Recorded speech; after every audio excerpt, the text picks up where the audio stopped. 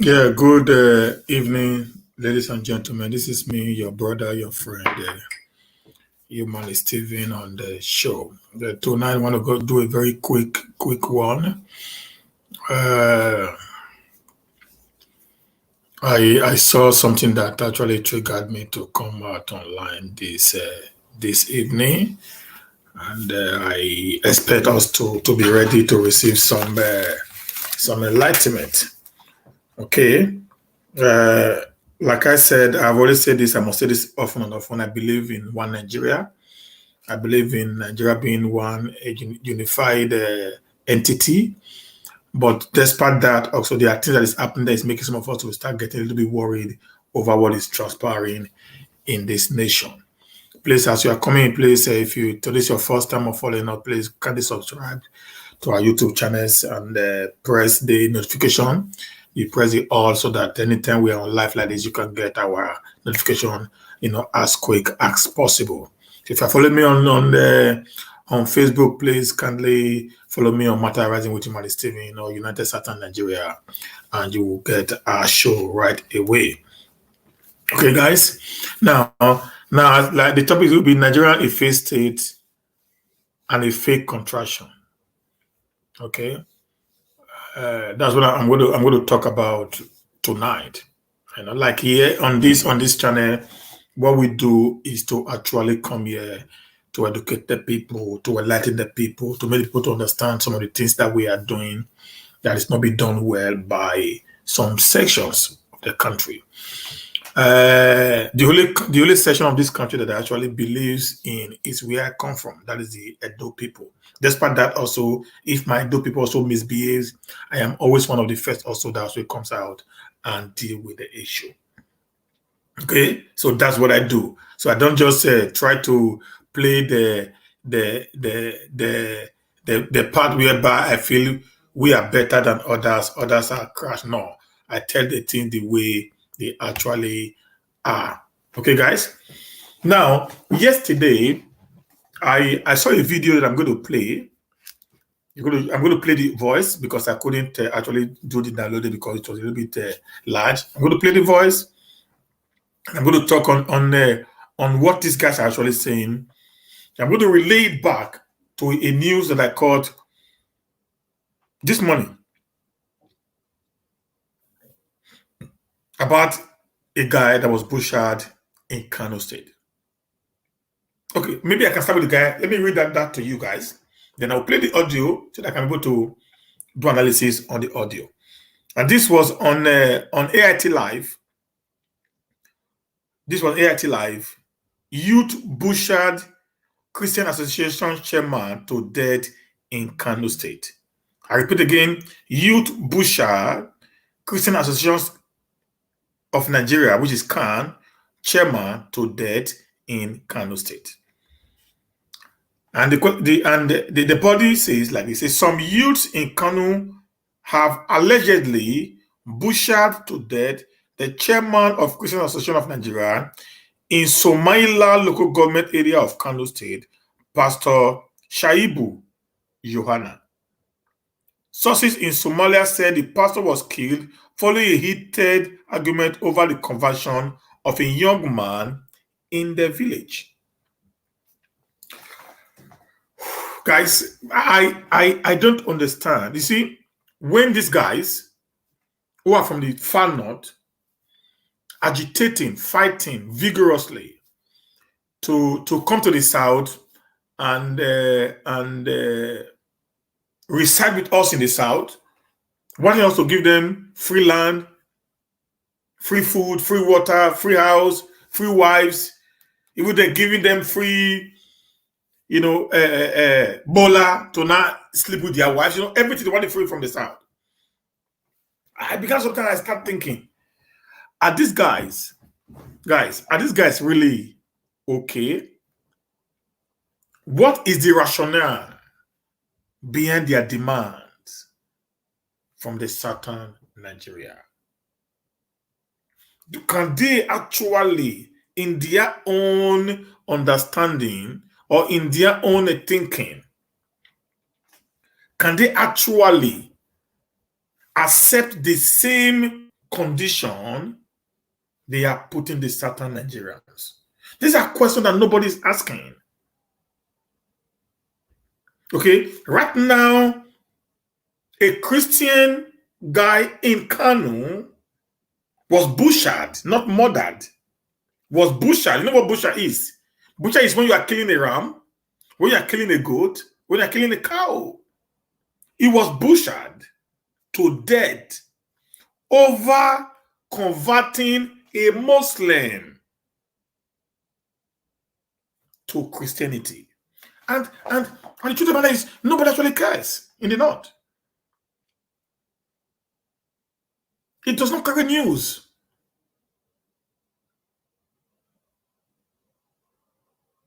It actually bothers people like me. I began to sometimes wonder, what is the rationale behind the thinking of a core Northerner?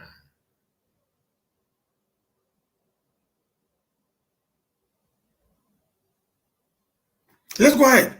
Says sources in Somaliland said the pastor was killed following a heated argument over the conversion of a young man in the village. Conversion, religion.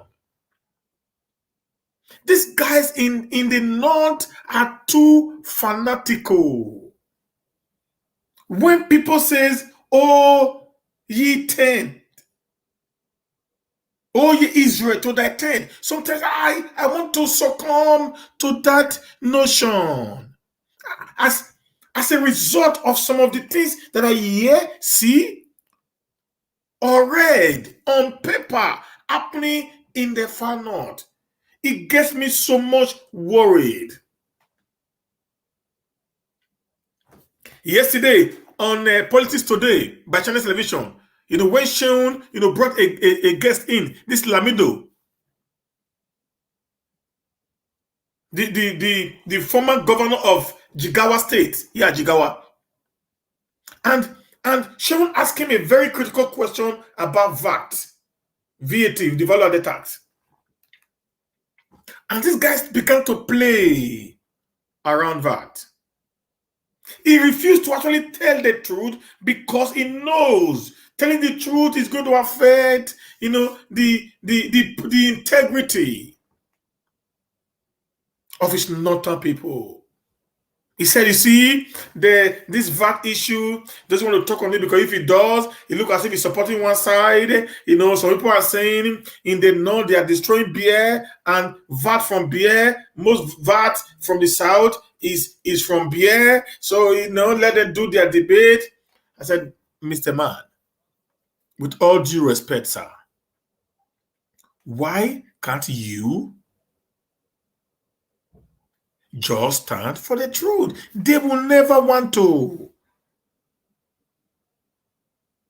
They are always thinking they're not first, they're not second, and they're not first, they're not third. Every other part of the country are secondary. He played around it. If you know that actually the VAT is a product of alcohol, beers, and other alcoholic drinks that you guys prohibited in your region, that is an haram, a taboo, an abomination. Why eating the proceeds of an abomination?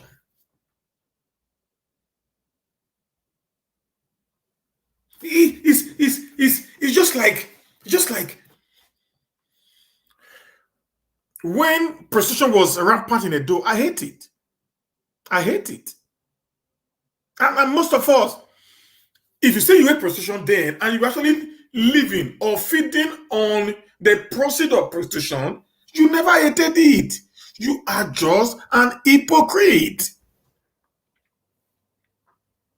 A guy was murdered for converting one person from Islam to Christianity. Let's go ahead, guys. During the heated argument, the police were invited.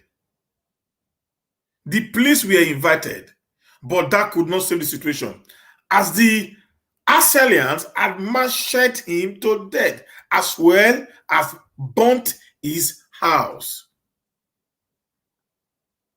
Burnt his house, burnt the church, and burnt a school during the attack. My brothers, do you know what happened now? Two different people, private affairs. One preached to the other for the other to believe his religion,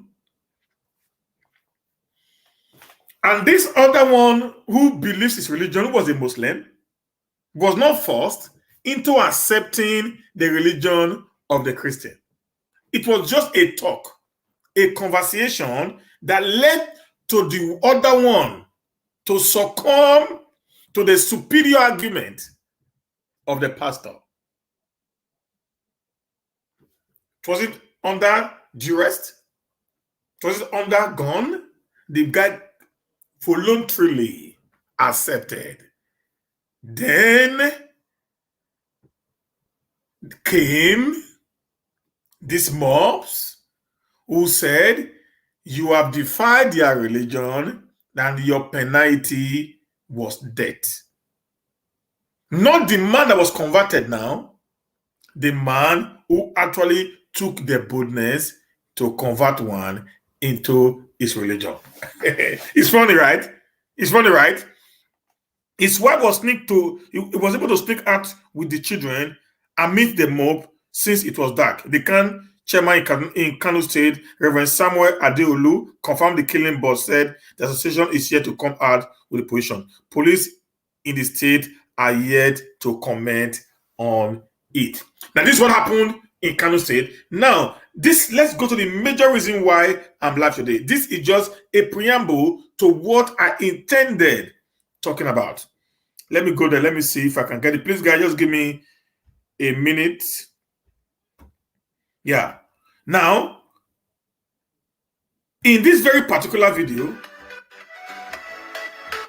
I'm going to play right now because I couldn't download it. So I'm going to just play it. You're going to listen to the audio, the voice. I'm going to analyze this voice. Because this was some group of northern leaders. They call themselves youth, but these guys are not actually youth. These are old men. And it is involving the 2023 presidential election. Because what they are saying right now, I think right now that's what I'm telling the South. I don't know what the IPOBs are doing. I don't know what the Midwestern are doing. I don't know what the Duduwas are doing. I don't know what the Niger Deltas are doing. We are just fighting ourselves for nothing, whereby these guys are strategizing. Right, these guys are strategizing to create havoc in the South. And nobody in the South, whether political, traditional, professional, or whatever, are actually speaking right now. The reasons I cannot actually comprehend.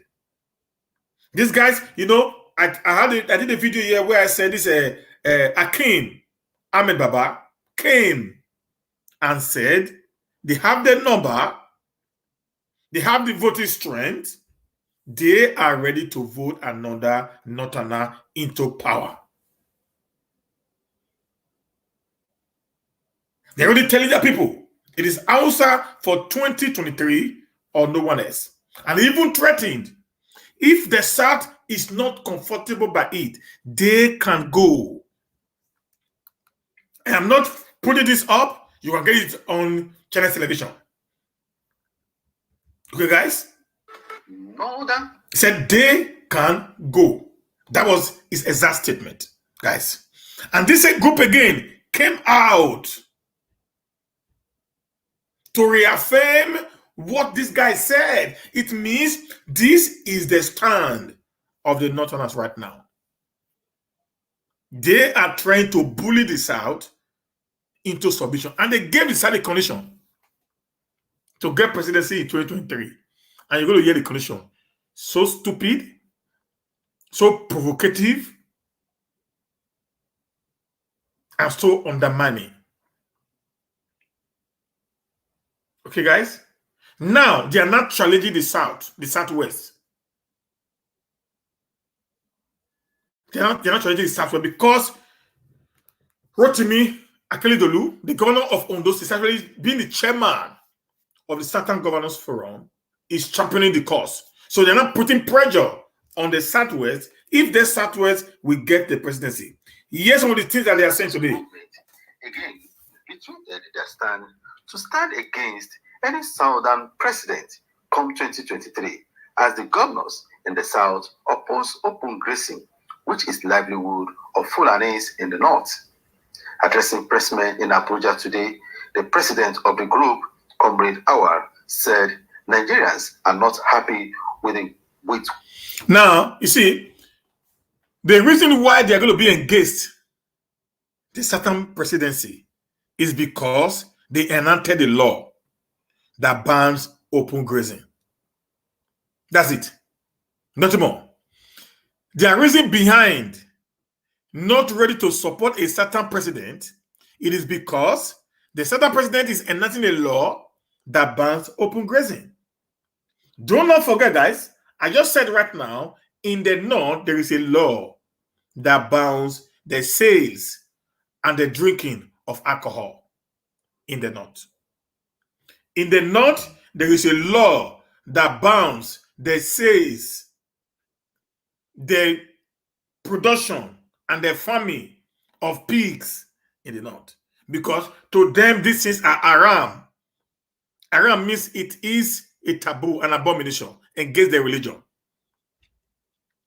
But these guys have forgotten that the Nigerian state is a secular state. A secular state is a state that does not have one specific religion as a mode of worship. It's a state that is free for all and not for few. But despite this law that is being enacted in the 1910 Constitution and even 2010 as amended, these guys still head on to the Sharia law that was promulgated in the northern region. One thing I've understood about the North is this: when it comes to what favors them, they talk of region. When it comes to what does not favor them, they talk of one Nigeria. If you remember the network, if you remember, guys, in 2003, when there was an issue of this Sharia law, President Muhammadu Buhari, the president of today, came and said, if even they cut the hand of a northerner, what has it going to do with you? It is in the hand of a northerner that was cut, not the hands of the southerner. So why is the southerner crying more than the bereaved? Because it was to their favor. Now the South is promulgating a law to stop the incessant killings in the South. Some few of these elements in the North are threatening the unity of Nigeria and threatening the stability of southern Nigeria, and our leaders in the South are keeping quiet. They are scared. Let's listen to what this guy is going to say now, guys. What Southern governors are doing is that the Northerners will not accept to vote anyone that is not from the North in 2023 with the arrangement of opposing open grazing. Deliberately refuse to adhere to the provision that the president is trying to make just because they have an innermost plan. They have a plan, they have a thinking, they have a motive that they are trying to execute. That is the reason why they decided to refuse to comply with that. Now let's look at what is the innermost, what is the plan of the president? What is the plan of the president based on this guy's narration? Let's go start from there. The open grazing or the grazing routes or the grazing reserves was actually created before independence. Okay, guys. The open grazing, the grazing routes or the grazing reserve was actually created or earmarked out before independence. And based on the 1960 independent constitution, which now gave the entire region a regional system of government, power was now vested in the region, not on the central. That's number one. Number two, the 1963 Republican Constitution does not actually give room for grazing route or open grazing. Rather, it gave room to ranching. That was why the Obodo ranching and many other ranching, both in the Midwest and in the Southwest, were actually created by the then Chief Obafemi Awolowo. These are there for you guys to verify. And based on statistics of today, 95% of the grazing routes and grazing reserve created was actually created in the northern state and in the middle belt region of the country, which was all the northern region. So there was no grazing route in the south, there was no grazing route in the east, neither was there any grazing route in the west, because at this point in time, the system of government being practiced was the regional, which every region is independent of themselves. They take care of all they do. So there was no way they could have been able to be together. But these guys are saying the South is against what the president is saying. Now, what is the president saying? The president is saying we need to now trace all the grazing routes in the country, reclaim all of them. And if there's any encroachment, they know what to do. It means they will not force people who have built house on this area. And they might take their house, destroy their houses, and give those lands to Fulani herders to not feed their cattle. They started saying that can't be possible. There have never been any grazing route in Edo State, in the Midwest, the whole of Edo Delta. There have never been any grazing route, all at all. Okay, there have never been any grazing route in the West, based on what Sheyi Makinde, Rotimi Akeredolu said. And I know also there have never been any grazing route in the East. So the entire South have been free from this grazing route ideology that these guys want to force through our throat.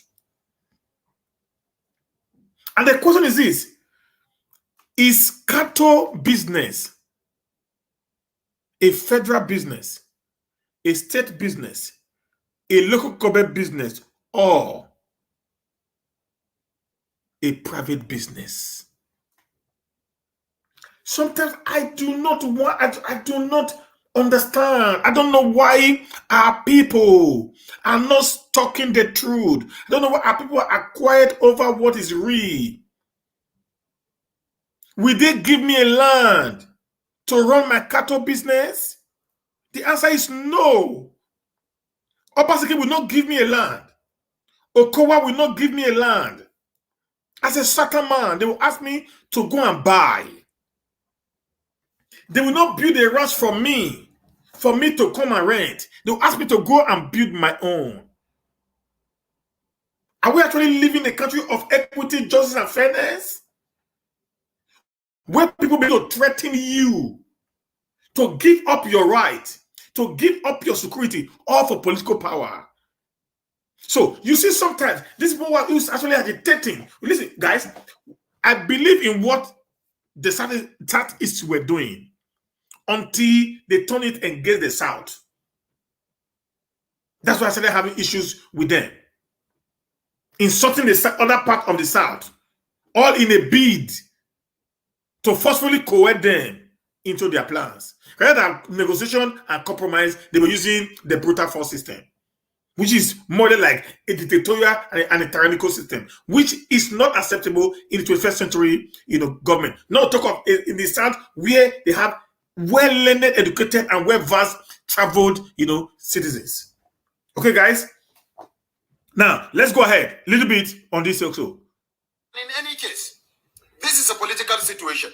we are in a political government, and under a political dispensation, the voice of the people is the voice of government. Government has no authority on its own. Whoever becomes a governor, a president, a senator, a member of House of Reps, a member of State House of Assembly, or a local government chairman is doing that on the neck of Nigerians.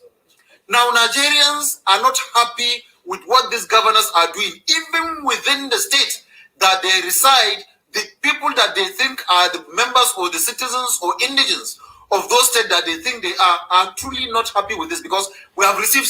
So I don't know who is not happy in the South over the anti-grazing law. I don't know who. I don't know who is speaking to them in the North that they are not happy over what is happening in the South. We have weakness, brutal murders, brutal raping of our women, our mothers, our sisters, our wives by these uncircumcised Philistines who call themselves elders.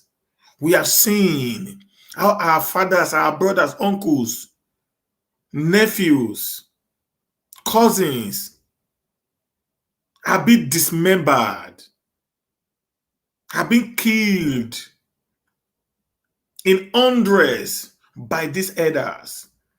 We have witnessed the atrocity being committed on Benin Auchi Road.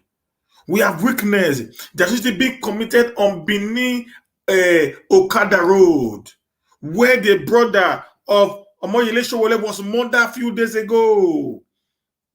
We have witnessed the atrocity being committed at Benin Abo Road of recent, which has now become another, den of kidnappers. And if you check very well, these guys who actually committed this abomination is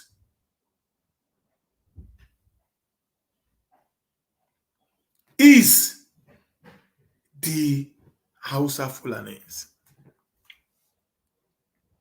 So my question is this: who are actually supporting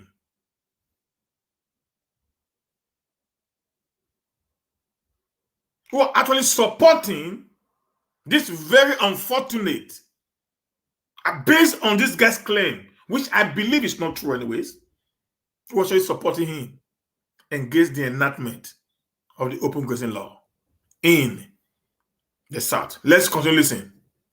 Complaints, even from the Yorubas themselves, that their governors are doing what they are doing.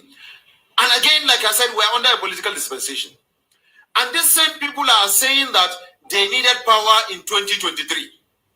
I wonder how we, the Northerners, will accept to vote anybody that is not a Northerner in 2023 with this kind of arrangement that is going on. That openly, even as at this time that you are not in government, you are already indicating that you cannot unite the country. Okay, let me stop there. You see, these guys are already afraid. You know why? They're scared right now. They're scared right now. They're scared hell. But they actually know that President Muhammadu Buhari has messed up. They actually know that President Muhammadu Buhari has divided the country more than it was before 2015. They actually know that President Muhammadu Buhari had failed the entire southern country, southern part of the country, by its lopsidedness, its nepotic and favoristic appointment. So they knew the consequences, what is going to befall them. They believe that the South is going to replicate what just happened in this government when none of them ever speaks. So it's not only about equity now, but they've never spoken for once. When the Senate president is of the North, of the Northern Muslim and the Fulani man, the Chief Justice of the Federation is a Northern Muslim and a Fulani man.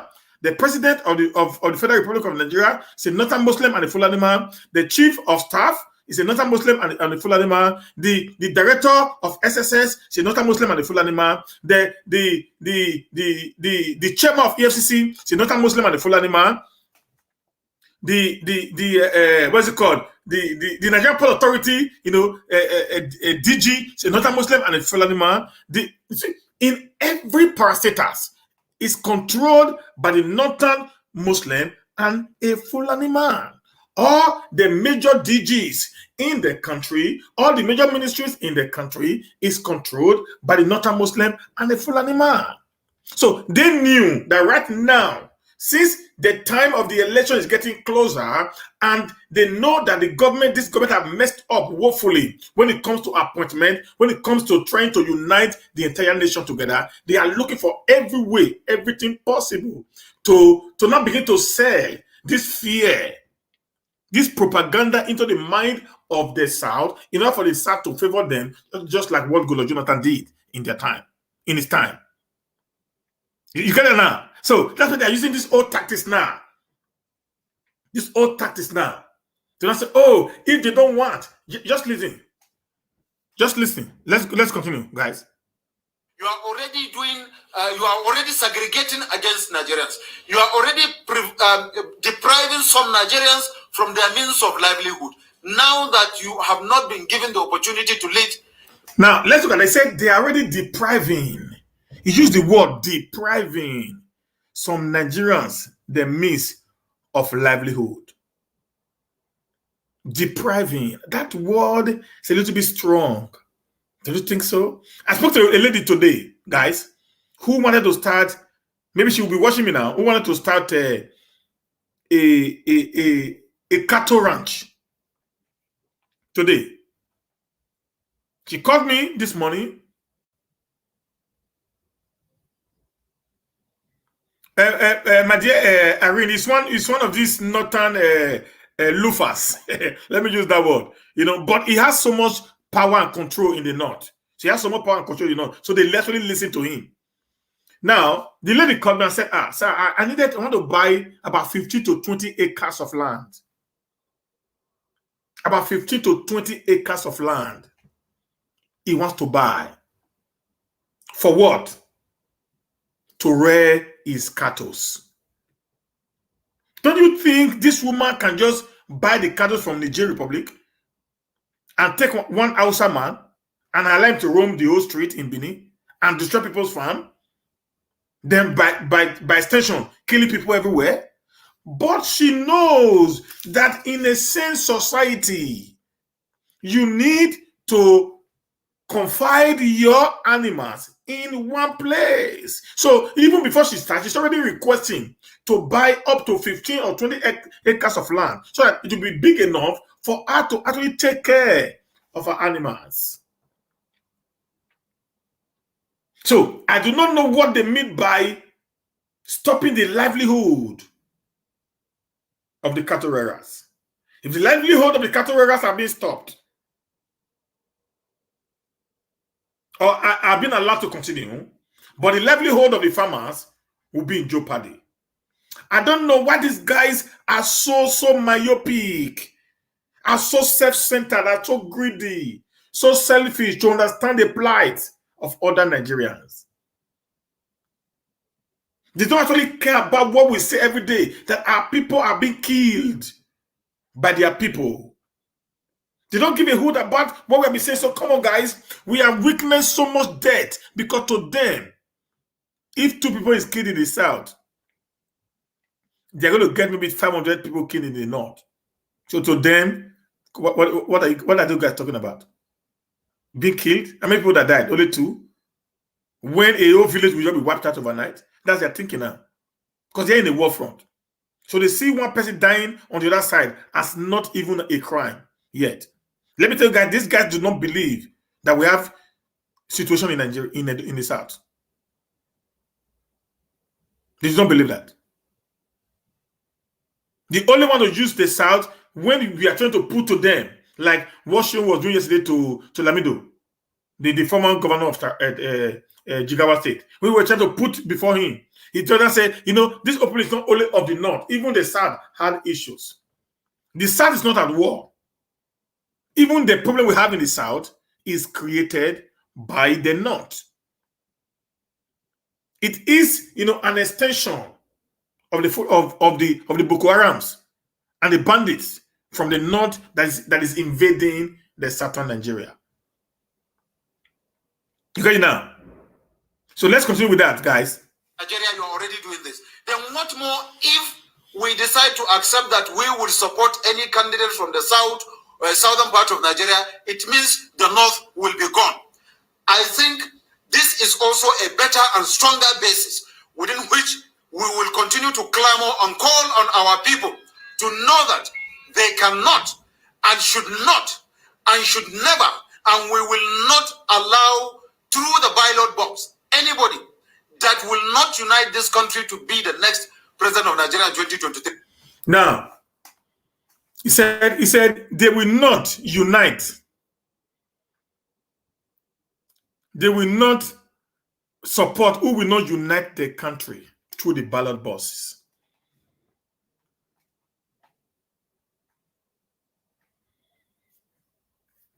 Buhari came in 2015. His mantra was, I belong to everybody and I belong to no one.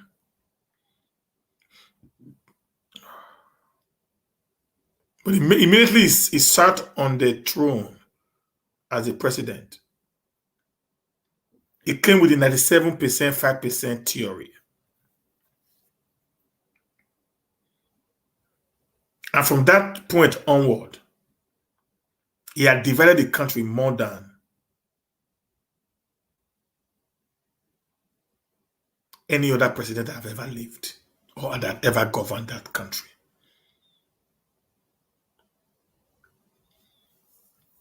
His chief of staff, like I said, all the major positions in the political cycle of the country today is in the hands of the same people. That is what they are afraid of right now. They're scared that if you give this power to the South, based on what had happened in the last 6 years, which is going to happen clearly in the next 3 years to the expiration of this government, they will know the South has actually been bleeding from the nepotic character of their kinsman.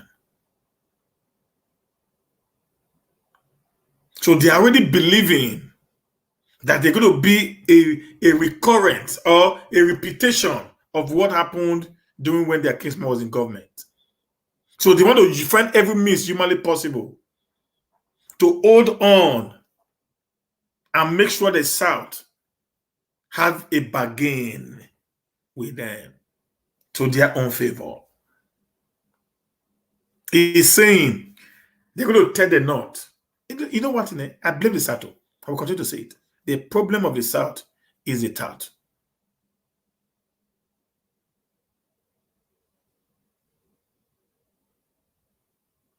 The problem of the South is, I've been saying that all along. We are the problem. You see somebody's talking, said, we will take the North. Listen, let me shock you guys. Do you know that the North has, they have over 50 different ethnic groups in the North? That North you see, they have over 50 different ethnic groups in the North. All of them, they are not also Fulani. No. They have over 50 different ethnic groups in the north of Nigeria. Over 50.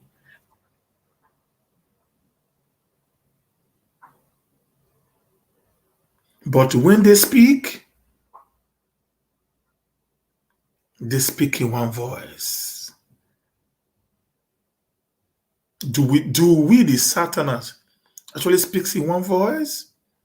The answer is no. We fight ourselves for no just cause. We are always on the run to destroy the integrity of one another.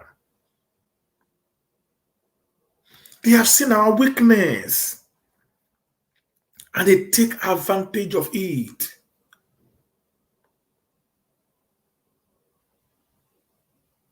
In 2015, they understood that the South are greedy people. They are playing on our intelligence right now.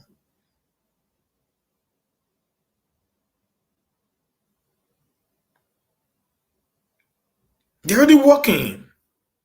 PDP is about to hand over power again to the North for another 8 years.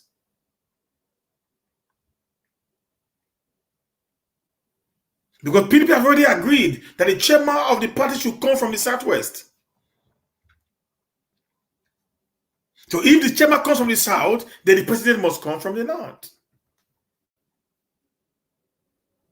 But during the same Buhari time, when he removed Oshomole as the president of, as the chairman of APC, he put a northern man to be the chairman of Katika committee for wherever.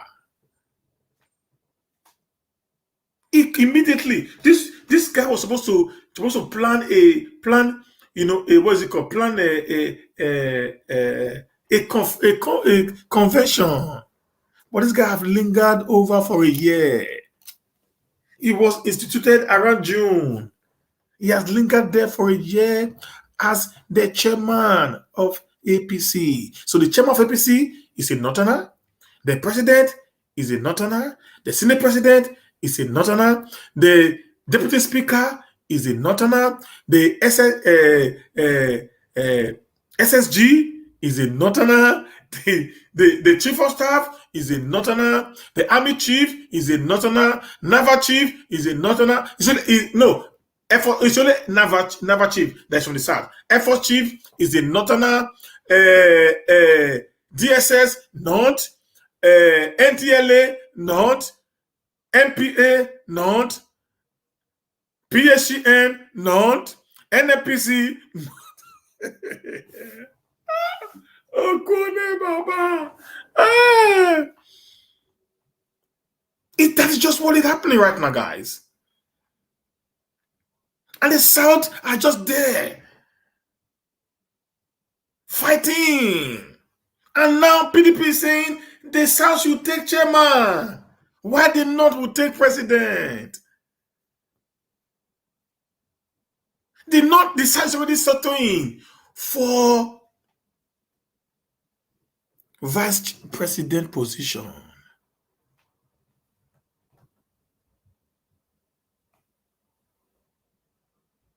It's already settling for vice president position.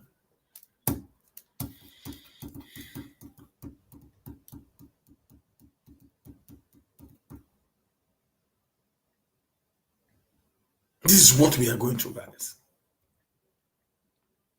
So let's continue, guys. Because automatically, you have indicated that you cannot hold this country together. If you are given the opportunity to lead, you are only going to divide, because what you are doing now is a method of division. It's an indirect dividing the country, because where you deprive me of my means of livelihood, and what else do you expect me to do?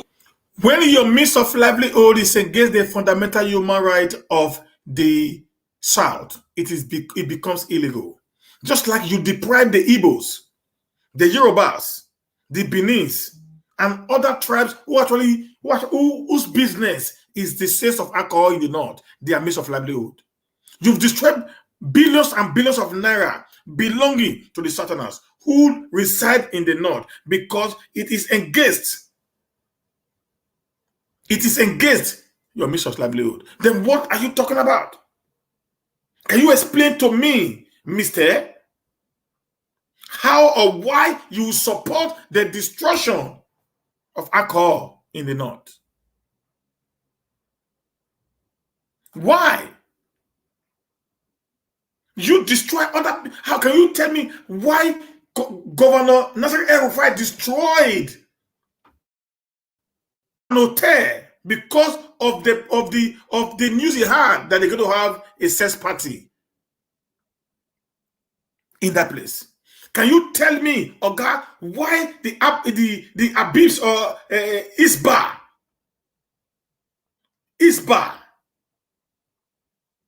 Can you tell me why Isba we go to a campus and arrest students because they saw a female student and a male student in the same hostel?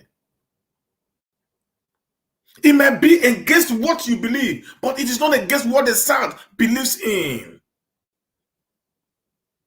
So why are you people forcing your own religion, your own tradition, your own belief your own mentality on the South, but you do not want the same from the Southerners. How does that actually make sense to these present-day modern people in the 21st century? For goodness sake.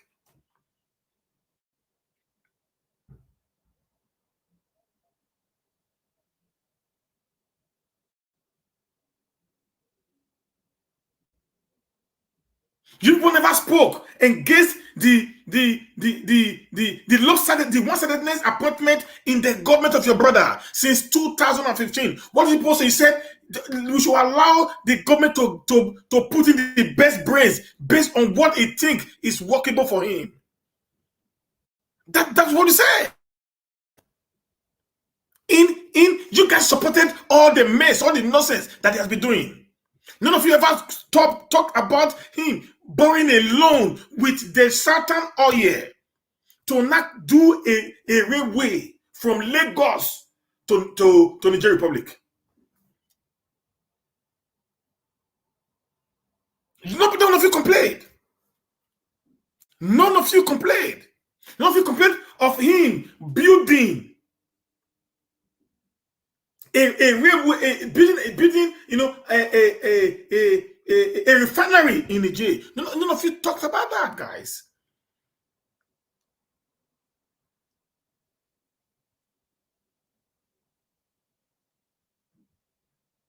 So when you talk about one Nigeria, you probably see one Nigeria when it's beneficiary to you guys. That's the truth, guys. They talk about one Nigeria when it is to the benefit of the North. If it's not about the benefit of the North, they are calling for war. They are calling for division. And the Southern leaders will keep quiet rather than be destroying themselves. The East is fighting the West is fighting the South is fighting the East. Just like that, they create unnecessary confusion in the South and they make the South to look like a child's play.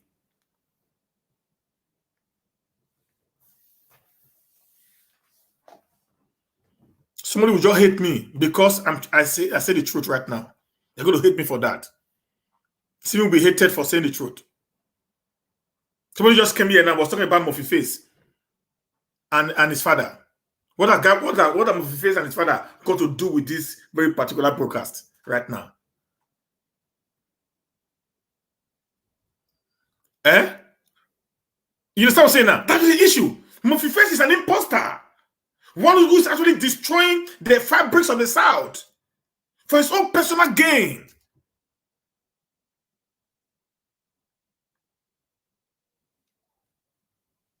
Many of us today, we talk about what we call racism. Racism in the West. You think, because we are born here 21 years ago, they say the color say it's not a British, it's not a British, or it's not American, or it's not a Swedish, or it's not an Italian, or it's not a Norwegian. You start questioning why. These guys are very racist. This boy not know any other place apart from this country where he don't live on in life. He has never gone to Nigeria once. You said a lot of things, right? Am I correct, guys? If I'm correct, say yes.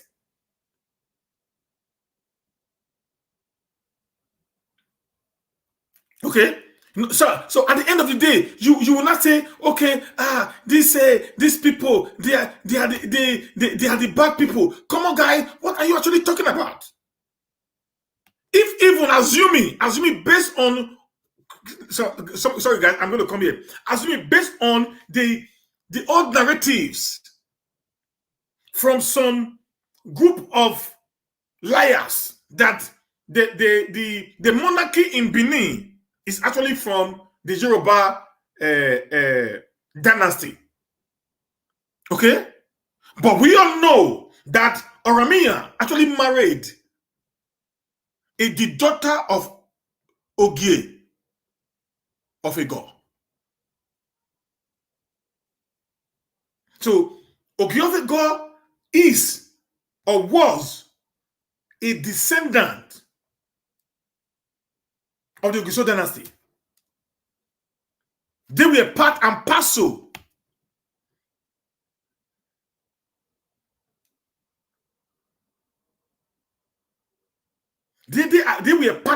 hassle of the process. So when Oromia impregnated the daughter of Ogigo, the daughter of Ogigo now gave birth to the first king known as King Eweka the First. Now, Oba Eweka the First married a Benin woman. Then the next king married a Benin woman. So it was till today. Every Oba from Oba Eweka the First down to this present Oba all married a Benin woman. In Philippines, that shows that the lineage of the Benin has dominated. If even there was any of the Yoruba, so-called Yoruba blood in their veins. And these people have lived here for over 1,000 years based on history. So when people begin to talk some statement, I talk on fact, I talk on reasoning. I don't just try to be myopic in my thinking. No Benin man is more Benin man than anyone. Just the way we take citizenship here in Europe today, the same mentality we should also display when it comes to us. The difference is when it pleases us or is to our own benefit, we shout, this is how it's going to be. When it is against our benefit, we say, what the heck? This is not possible. That's what these Northern are doing now. This is not benefiting them. They're already crying. Let's go on, guys. What else? And we're talking of crime and criminality. And we're trying to see to it that crime and criminality is reduced to the barest minimum. The government at the center is doing everything humanly possible to ensure that crime and criminality across the federation is being reduced to the barest minimum. No. This guy is wrong there. This guy is wrong there. There was never a time the federal government is actually doing that. What the federal government does in the East is never done in the West. In the Northeast or Northwest. What the federal government is doing in the Southwest is never done in the Northeast or in Northwest. Okay? That's the truth about it there. So there have never been any time that this government of President Muhammadu Buhari had ever treated the South the way it treats the North. The way and manner he actually deals with the South when it comes to issue of criminality is not the way it does treat with the Northerners. Rather, it treats the Northerners with a kid glove.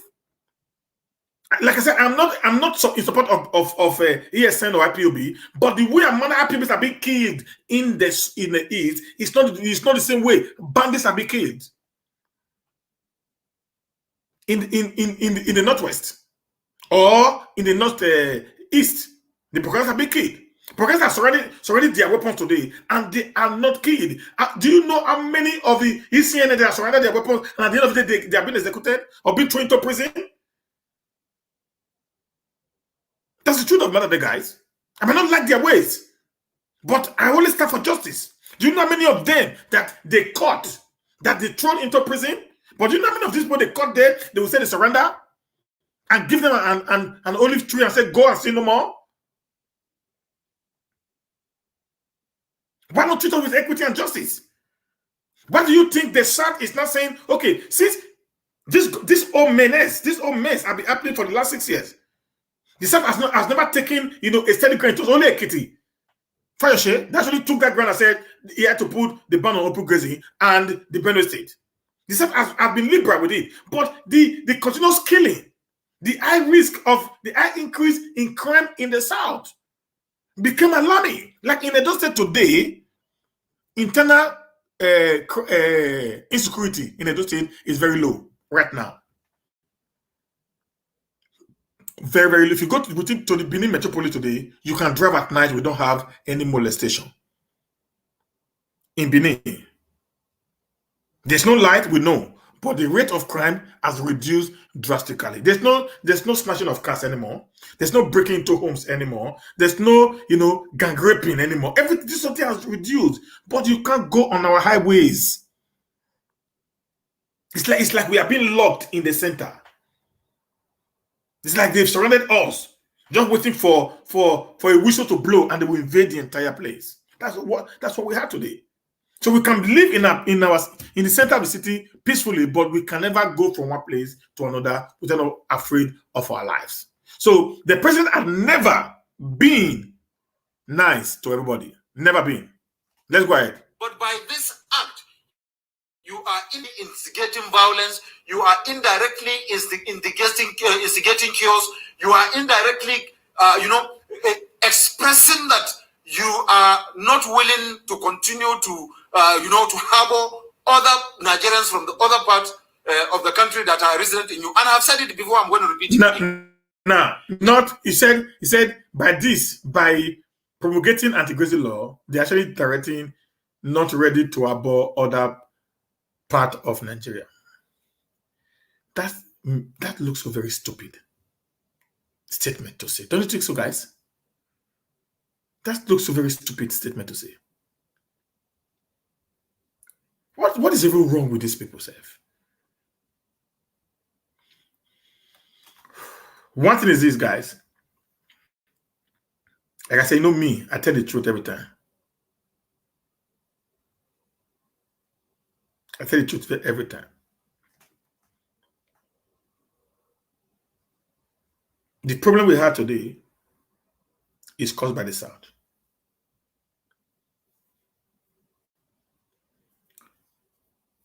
I did a video, I think that was last year, that in 1960, from 1957, when the Southeast and the Southwest got independent to actually rule themselves, we practiced what we called the regional government, where power was centered in the region. In 1960, when we had independence, we also coupled the same regional system with a parliamentary system of government at the central. Now, in the parliamentary system of government at the central, both the prime minister and the president were all parliamentarians, just like it happens in Britain, in Sweden, and other parts of the world that practice parliamentary system of government. Now, between 1960 and 1966, every region took care of themselves. That's how the West, NTA came, and many other, development came to the West through the use of cocoa. Now, in the East, they also have their own development through the use of coal. In the North, they have their development through the use of granite. That was in 1960 through 1966. In 1966, there was a coup. The first coup of its kind. It was bloody, has ethnic coloration, as people will call it. And when the coup came, this is where the problem started from.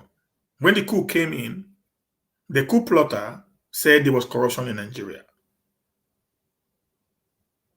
led by Colonel Kaduna Nwego, which enthroned Major General Aguiyi-Ironsi into government. The moment Aguiyi-Ironsi came into government, he decided to abolish the regional system of government and force the unity system of government on us, which was not applicable. Guys, we must tell ourselves the truth.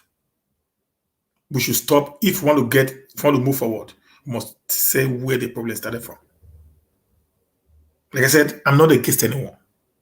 You guys know me here. On this show, we say it the way it is, with fact and figures before us.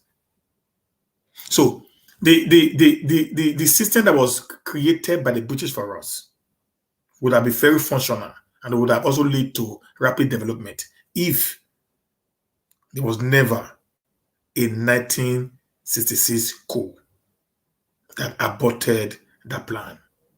The British knew that the Nigerian state that they formed can never be a state, but it can be a federating unit. You got it now? That's what they believe in. But they never believed in that.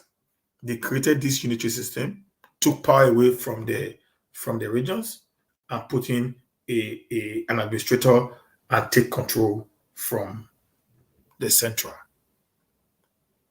And when the North came back in June of 1966, they not saw that the system that was created by Guyi will be favorable to them because they are economically backward, educationally backward, and the only thing they can hold on to was power.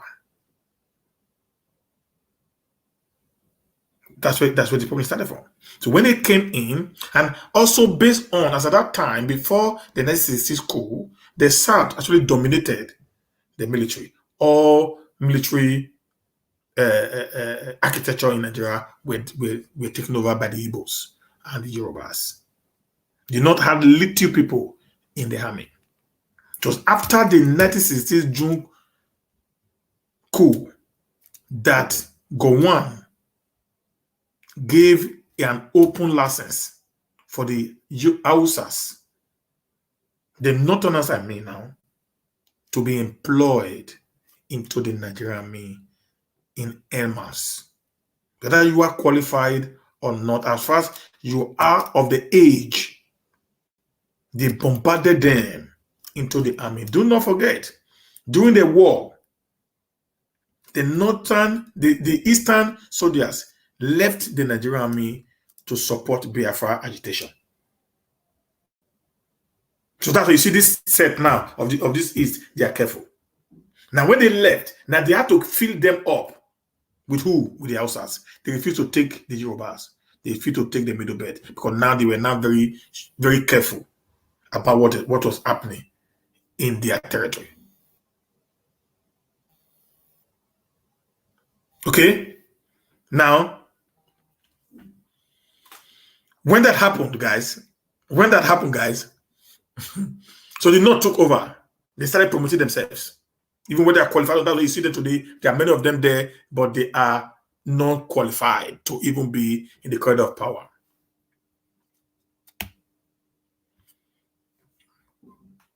Okay? They are not qualified to even be in the corridor of power at all. You get it now?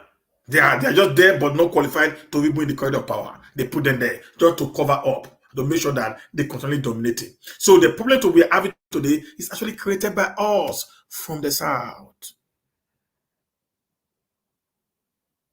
That's the truth, guys. That's just is trying to put for you. Let's continue with this quickly. In Kano and Kaduna alone, you have more than 19 million. I mean, in the entire northern Nigeria, you have more than 19 million Yorubas resident in the 19 northern states. And not only resident, these guys owns personal property, land, farmlands, houses, and shops, and what have you. Now, he said, this guy owns personal properties, houses, farmland, shops, and what have you. This guy owns personal, underline that word. These guys, I think these guys in the north, they are a little bit dummies. I must say the truth. This guy owns personal properties. I beg, Sister Irene, Mommy Diaspora, I beg. Jesus is the answer. I'm gonna tell me what is the meaning of personal. Maybe I not go school reach there. Please, anybody here? Henry O, are you here? Agnes, are you here? Man, tell me the meaning of personal property, I beg. Vivian, Patrick, I beg. Tell me the meaning of personal property. Florence, I beg. I want somebody to help me because I not go school. Let me see. What is the meaning of personal property? I beg, Mona, tell me. I beg. When they laugh, I didn't say laugh. I said, Sister Irene, Sister Vivian, Mona, tell me the meaning of personal property. Don't be laugh. I said, Mona, laugh me. Because the thing, maybe my education, it not reach there. I want to know what the word personal property is, what it means. Maybe Una will help me. I want somebody to help me out. I use God beg Una. Who they hear me for Facebook? I beg. Make Una write what it be the meaning of personal property. I use God. I use my papa beg Una. I use our abate beg Una. Please. Sister Mochi say my own belongings. Thank you, ma. Make I put this one up. I beg. I need more meaning. My own, their own belongings now. Oh, James, don't give me one big name now. My personal belonging is my house or land, etc. Okay, then just say personal property is property towards which you have a property right. This one, this English, it can't like the whole thing. Property right. Mona, look at this word, this property right. I'm gonna underline that for there. That is what I'm trying to explain. Hey, another word come again now. Say belonging exclusive to me. Let me pick this card. I don't know if this person want to contribute. Hello? I think it's Scott. Now, hey, another person said, hey, right of ownership. Una do well for my body. Hey, my mind don't come and say, I get teachers here. Hello? Please, can you just put down this in and talk, please? Okay, good evening. I'm watching your program. Okay. I'm following you, but I've not been calling. This is my first time. Okay. Well, I just want to thank you for what God is doing through your life and you're trying to enlighten our people. So one thing I want to throw in is this. You are from Edo State, so just try your best and convince your people that Edo and Delta can be republic and forget about the rest people.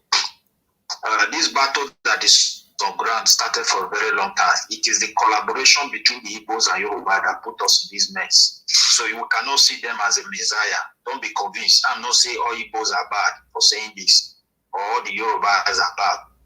But however, their leaders have been so greedy to address so many concrete issues that led to this issue. Instead of they collaborated with the Northerners, trying to please them, and they swept everything under the carpet. It is the Edo ancestors who were trying to say less in unity and in progress and in peace. But however, they went around and turned everything around and caused all this betraying that we are still be seeing. It's not in our characters like we believe. After agreeing with somebody, we pull away. We don't do that. They don't even have it in record. If we don't want, we tell you we don't want. That has been our record. Look at someone who sat with Kanu Nandi, this Yoruba guy, Feni. You see the way he was following them, talking with all mouth open. He was with Igbo, his brother. That guy is in jail. You see how he switched overnight. And there are thousands of this nature of people in that same Yoruba. You have thousands of this nature of people in that of Igbo land. I watched one of your videos when you were talking about Amadu Bello, the kind of interview he did before the independence. So that is to tell you, Nigeria has been a problem. Because originally the South were conquered. Why can't you ask yourself, why didn't we have certain part of Nigeria? We have not. And the South was too small. The South was a mechanism to conquer the Benin Empire. The East and West they created. And today the confusion is still there. When people are telling you we don't belong here, we don't belong there, it has been there. People were trying to solve this problem. But they never gave us the chance. We are now in that one chance. What we Benin have been suffering for years that led to this catastrophe you see in Benin. People are talking Benin, no problem, no this and that. My brother, when you lost chance to govern yourself, you lose everything. It is the last day Ali ruled our country. That was the last day the whole of Benin people lost chance to govern themselves. When the military seized power, they will bring somebody from the north because they have colluded to create Wazobia. So anybody outside Wazobia cannot be governor. So go and watch history. During the whole entire military administration, apart from Ogbemudia, then there was nothing like Wazobia. Immediately they are going to this arrangement, they never picked anybody from Edo or Delta to be a governor in Nigeria. I'm just telling you. Other minority within the eastern part, some of them enjoy it. They appoint them. But Edo and Delta, no chance. Go and do your history research, my brother. Since Ali, and they continue to appoint strangers to us, like when they brought Inyega to Benin. I don't know many people know this history. All the schools Ogbemudia and Ali built in Orion, in Ekpoma, and all those areas, they cancel all. Even Ekpoma University, Inyega almost closed all. Chase away primary school teachers. Look at the effect upon these bended people today. We want to see, we want to blame our current leaders, traditional leaders for everything because why they took history away. And history is the root to the future of everybody. Why am I saying this thing? Let's continue to advocate for our people. We never caused this problem. And those who have caused it, they still remain with that same mentality. They are unable to unite the South. Originally, the British never created South. The reason was this, when they started with South, because now they defeated Benin, they still recognize the South is the Benin. For good 15 years, the Benin were still resisting them. 14 years. The entire today, what is called the Kalabari people, We are still resisting them. This what is this called? People of Ujaja, for Pobo, this Nana, for Chekiri, and all. You know, they were all deported like the Oba of Benin. And so many kings were ski.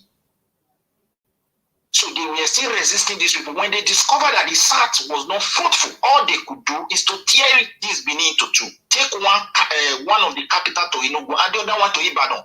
This effect is still on ground. That is why you go to East, some tribe will tell you we are Benin. My forefather told me I'm a Benin. I'm not these people. They don't speak Benin language. So what they did, they start teaching the people in that area the Igbo speaking language. In the West, this guy started it, what is his name? Ajayi Crowther, through Bible and preaching of Christianity, because he was the first African bishop. Start teaching people the whole language, the Yoruba, down to the Dahomey side before this Berlin conference. So they were opportune to start studying this language for good 14 years. Because when they discover this language have gotten root on these people, that is why they divide South and cancel southern part of Nigeria to East and West. The effect is still there, they knew it. Like this thing they are doing now, this campaign, people are saying Benin are not joining. It doesn't mean the minority are not ready for this nonsense. We are watching this so-called majority in the South steps. One, they still operating with this Wazobia mentality by drawing South into two, which is not going to work. There will be serious bloodshed if they try it. Everybody knows that. Then secondly, again, except they leave this mentality and allow people in the South to decide for themselves. You cannot rename anybody in the South. You can't change their culture. Nigeria have kept a balance that favors them. Does not mean, except they allow Nigeria to consume everybody, then they should themselves, if they know they don't want to be consumed, they should repent for what they have been doing to the people they call minority in the South. That they have been colluding with the northern people to be marginalizing for many years, even the middle belt. The truth, I just want to tell you, I don't know. Sorry if I'm taking much time, my brother, because I have a lot to say, but I will say short. Campaign for your people. We need to unite with the Benin defendant. We have never betrayed people. We lost chance to govern ourselves until Babangida have pieces Nigeria into state with the collaboration of these people. Then he managed to do one election, civilian with a military election where we elected this man Yegu. And then these people were still under the influence of the military. So they brought a lot of corruption and corrupt practices into the politics until those people departed. And immediately those people departed, we also lost the chance again. They brought their people to come and rule us. So how do you expect the people to progress? Have you ever seen any federal project going on in Edo State? They want to see us to become nobody. So my dear, let's talk of our own. These people are the real wicked people. The people you want to campaign for in the South. Just talk of your own. It's only you don't study. Why can't people be migrating to their region and go and settle with them the way they are coming to our place? If you know those that grow up there, they will tell you what is typically there. I'm not saying they are not industrious, but when it comes to let's coexist, it's a problem. I'm just telling the truth. Okay, my brother. Thank you very much for your time. I think it actually take a lot of time now. Thank you. My brother, thank you. Yeah. Now let me try to explain a little bit about what our brother is saying here. The point is this: with the Beninese, history says we were great people. We conquered from the Niger to the Atlantic Ocean, even up to Ghana and Dichotomy that became Benin Republic. And based on the history that our brother just narrated now, we were divided into beasts and bytes, and we were now scattered abroad. And today, just like the Israelites, they were scattered abroad, and many of the other 11 tribes of Israel are nowhere to be found. The same thing. There are many Benins today that have joined the other part of Nigeria. That's beautiful. Now, the issue is this today. As of today, the Midwest or the Bendel is a small region based on what he just narrated that was created. They never allow us to become. They never allow us to become so big the way we ought to have been. Okay, that's going to be another day. It's going to be another topic. Maybe tomorrow I'm going to deal on that. So how the Wazobia actually, compressed the Bendel. Okay, so now, but in all this, we have two regions based on the division that was created by the British people The British people did not actually deal with only the South alone. The British people dealt with the entire South, which is composed of the East, West, and the South themselves. Because Nigeria was divided into two: the Northern Protectorate and the Southern Protectorate. There was never a time where we had the Western Protectorate or the Eastern Protectorate. It was the Northern Protectorate, the Southern Protectorate, before 1914, when there was an amalgamation. So we must know this, guys. Now, during the time of the amalgamation, like he said, in the Benin Kingdom, after all that happened in 1897, the Benin stood their ground that a new king can never be enthroned when an old king is alive. So that was the fighting we're talking about right now. They actually did that. You cannot do that. Because the British wanted to impose, an administrator, just the way they did in the East, in the West, and some part of of the North, on us. We said no. We have a system, and even the son then Abdullah, who became King Abdullah, can even take over the throne of his father as far as the father is still breathing. So that was like that 14 to 16 years of the exile of our king, King Overa Menambasi. There was no kingship in Benin, except we only have an administrator on the person of Chief Agbo Obaseki. Now, my problem, my analysis is this: for us to actually get to where we want to get to, we must have a united force in the South. We might want to get the Bendel or the Midwestern region back as a country of its own. We will have to come back again. First, we have to unite.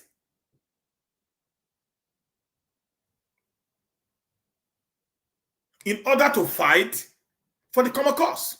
That is why we who believe in the Bendel or the Midwest region, we are saying, even if you want to get your Biafra, you want to get your Duduwa, we can either be a part of the Niger Delta, which are all minority groups, or we will be on our own, which is a recognized region from the beginning. So when I come here to talk about the South as an entity, is for us to understand that for us to be able, listen, they not have more problem than the South. The northern states, they have more problem than the South. The Hausa people are actually the original owner of the land. But today, they are being dominated by a minority group called the Fulanis. But when it comes to politics, even the middle belt today speaks in one voice with the call North. That is the mentality I want the South to get. Just like the Southern governors are doing now. They are putting pressure now on the Northerners. Because the unity that is not being processed or being, talked about in the South is making the North to be fidgeting. If you want to do it alone as the Midwest or the Bendel, we can't do it. In a contraction of what my brother called the Wazobia. You knew in 1964, there was an uprising in Niger Delta. Like our brother, Adakaboro. I think it was actually Ojukwu, 1966 to 1967. It was only Ojukwu, 1966, during the time of Aguiyi Ironsi. There was an uprising in the Riverina area where Adakaboro declared the what's it called? He declared the Niger Delta Republic. So the Niger Delta had been on ground, and he was arrested, locked in the prison, and later he was released during the coup by the Hausas to support them against the Igbos. So my take today is this. My take is this today. Before we can think of having our region back, we can never win this fight in division in the South. That's been my take. First the south, middle of the southeast, the southwest, the south or the middle belt, as the case may be. We have to unite together, put their differences aside, find a common fight, just what they are doing now, engage them not, and then have a well-defined agreement on how we can live together in Nigeria. Then they cannot come back either to form a unitary system, to form a federating unit, or to go back to the regional system that was actually beneficiary to the entire state. You get it now, guys? So that is what I am always talking about. Because we, the Midwest region, we are just two states right now, Edo Delta. So it will be difficult for us to actually fight a war against it. Just like you have said, there are few of our people in the army.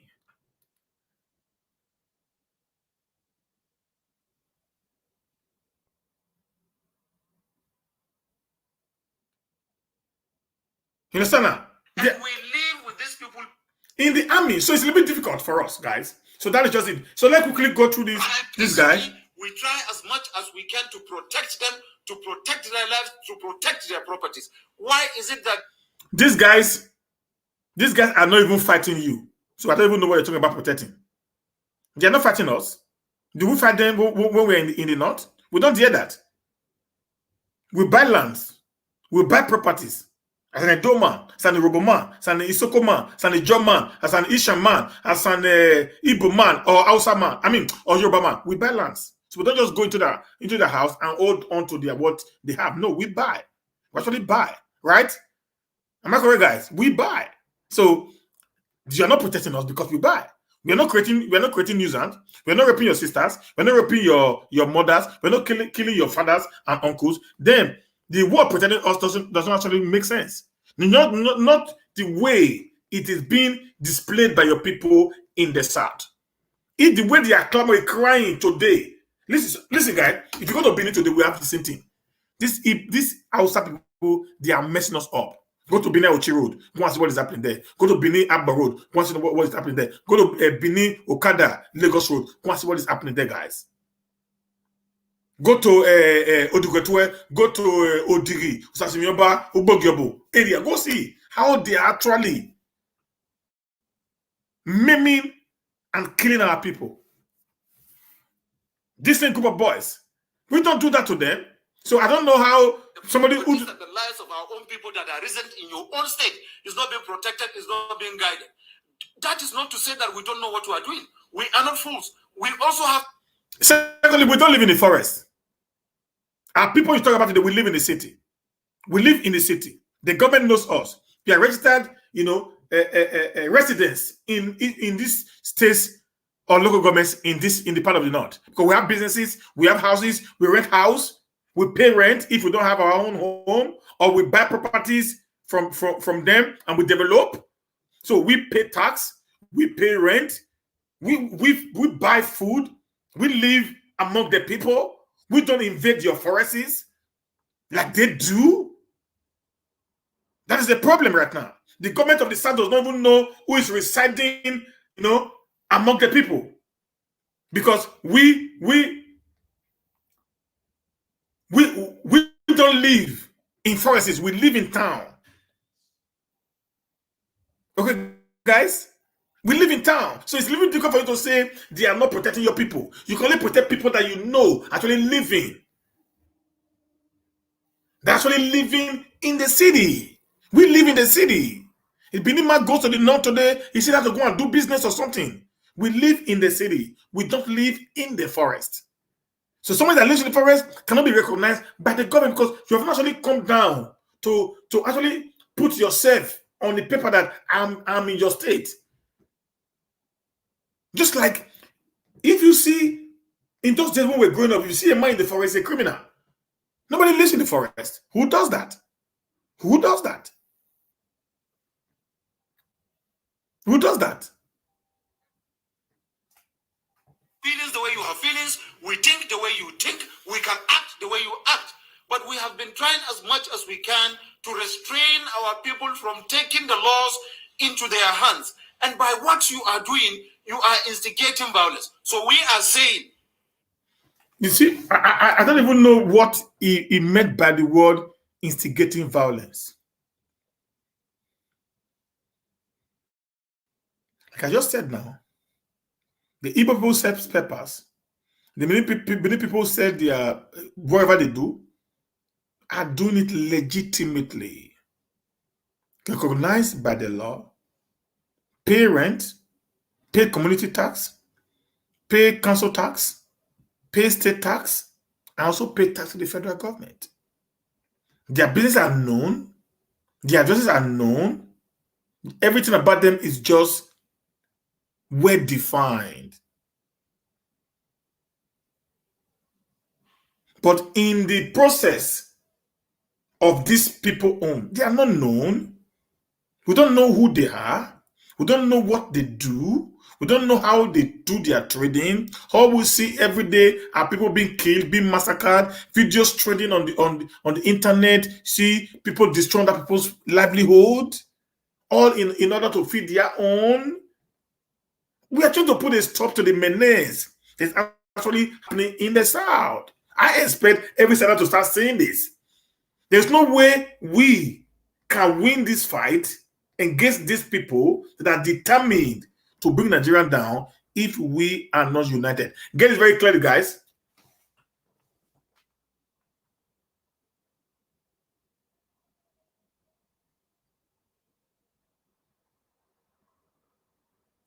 Get it very clearly, guys. If you go to, what's the name of this place right now? Afghanistan, where the Taliban took over a few weeks ago. You know what is happening today? They just caught 4 kidnappers. They killed them and they hanged them to get rotting. That is the idea. That's the religion. I'm sorry to say, but they strive in chaosness.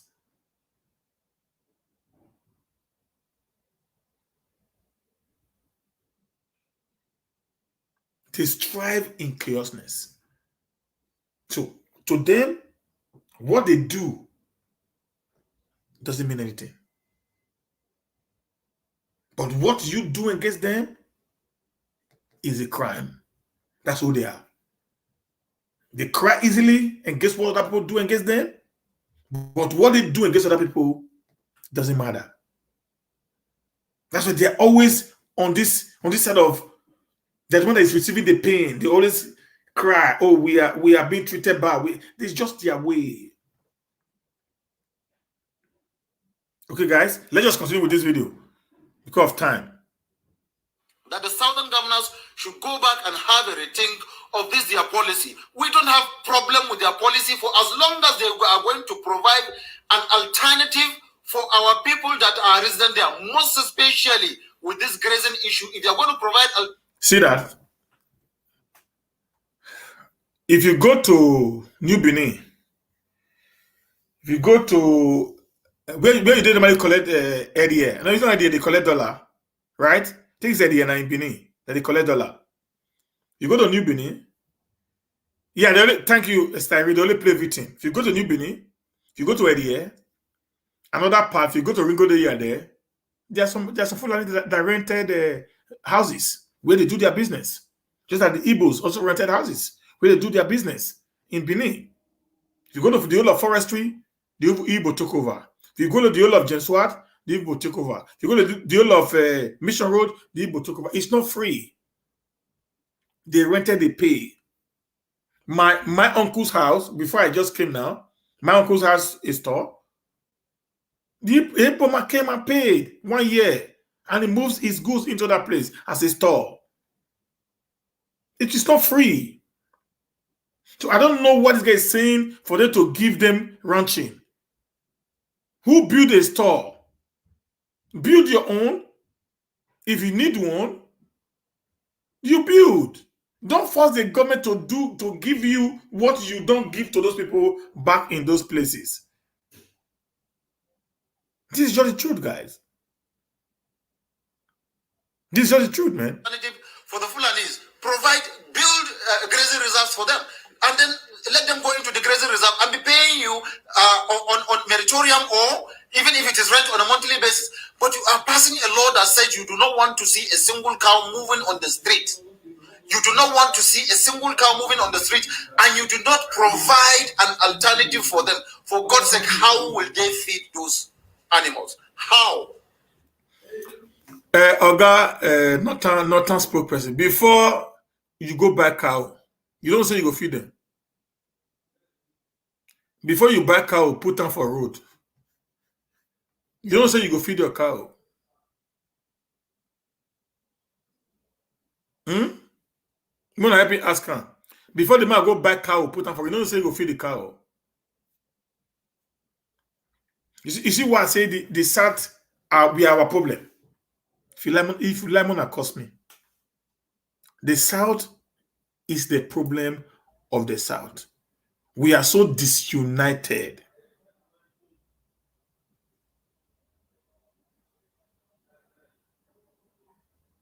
We are so disunited, the South.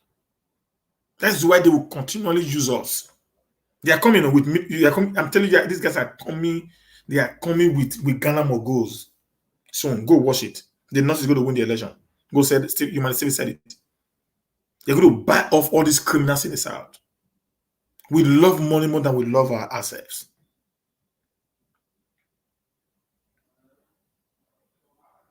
I promise you, they're going to win.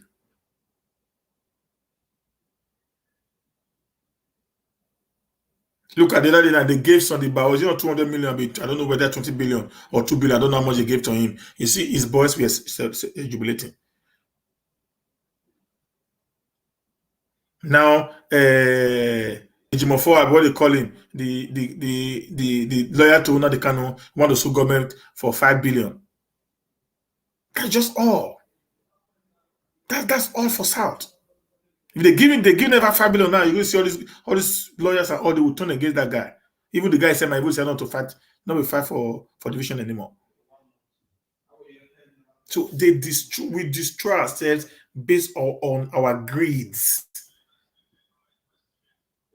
But the moment we now understand how things work, we start working towards that area, you will see yourself moving on. We, the South, must support the South if we want to progress. Apart from that, guys, we're going to have a very, very, very disturbing situation. Go mark it down that I said so. Okay, guys? So let me just play this last one. How would they be able to feed these animals? And you keep on arresting these animals and also charging fees, charging and collecting fees from the Fulani nomads that are innocently trying to find a way of putting ends together. We are saying no to this, and we're also meant to understand a lot of these charges that were being given, there's even no receipt for the charges. You only charge them, and at the end of the day, they leave. Arrest their cows, and then charge them exorbitantly before releasing the cows. And the next 3 days, you come back and rearrest again. This is not the best way of revenue generation. If you want to generate revenue, you should build ranches. After building the ranches, then you can enact your law, then push the Fulanis into the ranch. Those that refuse to obey those laws, we now know that they deliberately refuse to obey the laws, and we are law-abiding citizens. Northerners are law-abiding. We are Nigerians. We believe in Nigeria. We respect the laws of Nigeria. You are not law-abiding citizens. If you are law-abiding citizens, you will not take arms against yourself. Go to Kaduna State. Go to Kano. Go to Sokoto, go to Borno, go to Yobe, go to Katsina, go to Niger, go to Adamawa, go to Nasarawa, go to Plateau, go to Benue. They are all in chaos. You guys are not law-abiding. Today, a man, a northerner from the northern place, because he's not of the same religion, was killed for converting another man into his religion. He was murdered. Not just they only killed him, they burnt his house, they burnt his church, and they burnt his school. The family of this woman escaped, death, escaped being mobbed by this same group of people. Those are not people that want peace. If you think I'm lying, ask the woman that was killed, when she was doing early morning devotion in Abuja. If you think I'm lying, ask of that deeper life woman that was killed because they said he blasphemed the Prophet Muhammad. See, these people, they are just very, very, actless, but they always try to play the victim. Every time they want to play on the intelligence of the South, they claim the victim card. And when they do that, the South will start, jumping, start succumbing to their threat and start trying to do what they actually demand for. Guys, this is high time that we, the Southerners, will say enough is enough. Disunity cannot help the South. That is just the truth. The only way where the South can actually succeed is when we get united in one front and decide to fight a common battle. A common battle. Then we can come back and decide on what we want to do. This was the mistake that the Igbo made in 1967.